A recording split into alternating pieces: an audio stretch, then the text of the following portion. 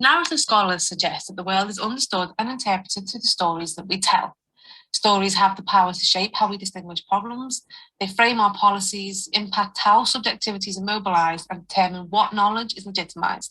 In our paper, Towards a Collaborative Governance Regime for Disaster Risk Reduction, we explore the story of collaboration. In the past few decades, collaborative governance has become an axiom for successful DRR due to its perceived ability to reduce disaster risk and increase community resilience.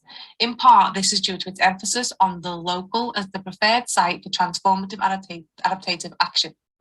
As you can see from this slide, the UN DRR Sendai framework has made collaborative governance a key implementing mechanism for the UN DRR's 2030 agenda. Yet, despite this mainstream acceptance, there are still some questions around collaborative governance, particularly about how the discourse of collaborative governance is being mobilised and executed.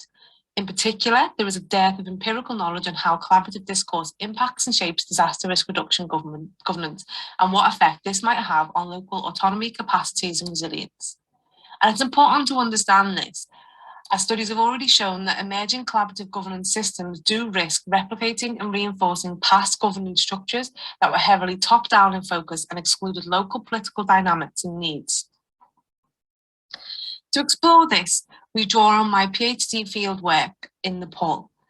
Now, the past 7 years, Nepal has undergone a process of federalisation, which includes updating policies on DRR and implementing institutional reforms that are primarily aimed at decentralising DRR governance to create autonomy and give decision-making power to local governments and communities, whilst also including a wide variety of non-state actors in a more meaningful way. In essence, they have adopted the mantra of collaborative governance. And in our paper, we explore this transition as a case study of the stories of the local in collaboration in Nepali DRR and examine the potential impacts that they might have on the future of emerging collaborative governance regime in the country. I conducted 17 semi-structured interviews between 2019 and 2020 with national, provincial and local level DRR actors, primarily NGO, state and military. And we wanted to explore the role of the local in collaborative governance narratives and what impacts this might have on embedding collaborative governance regime for DRR nationally. And what we found was quite interesting. As we expected, state-based narratives are driving a national transition towards an emergent collaborative governance regime around disaster risk reduction in Nepal.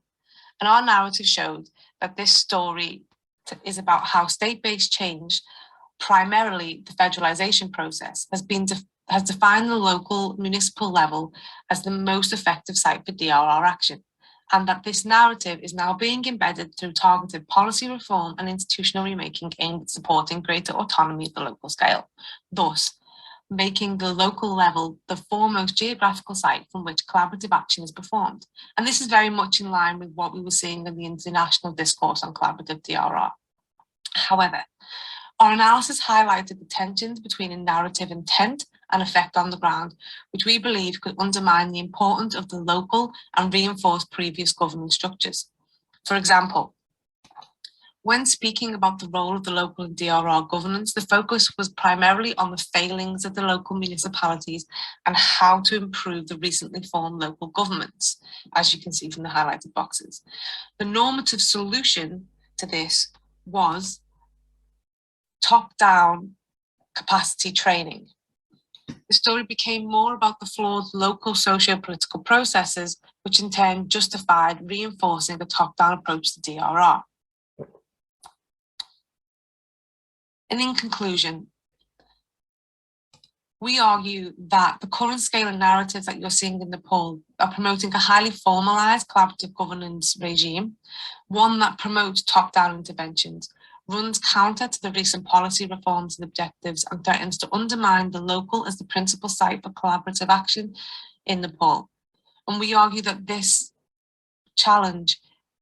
is a challenge to sustainability of the emerging collaborative governance regime in Nepal. If you'd like further information or are interested in our paper, you can find it here. Thank you for listening.